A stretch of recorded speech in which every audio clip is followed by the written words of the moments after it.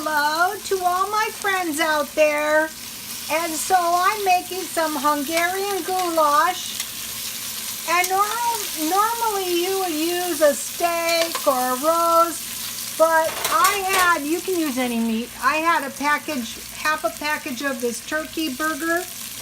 And so I fried my turkey burger with some garlic salt, crushed red pepper,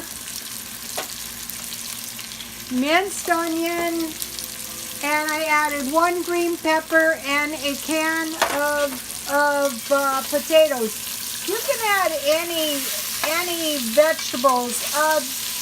The thing that's going to be really good about this is it's going to make a big pot of food, and you'll see in a minute. Okay, I'm adding 1 can of stewed tomatoes and some parsley,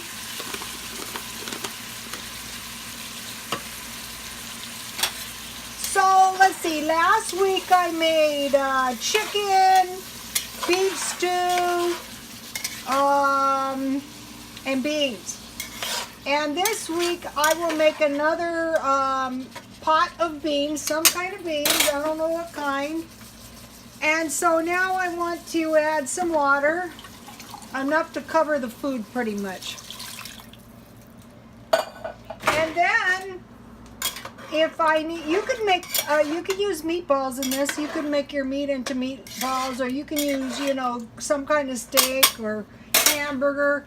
And then you're supposed to serve it over noodles, but I have my pasta, so I will use that.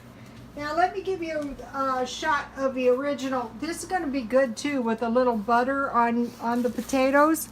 And I have my jalapeno cheese bread. Okay, here's the original recipe. See how easy it is?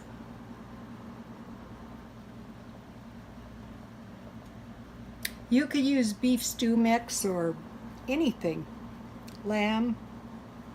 Let me show you the front of this cookbook. If you can get one of these, it's a great cookbook. So, okay, so you can see this is looking good already. This needs about, it says 45 minutes, but that's with steak. If you don't have a green pepper, you can use a can of green beans. That's good too. Okay, God bless you all.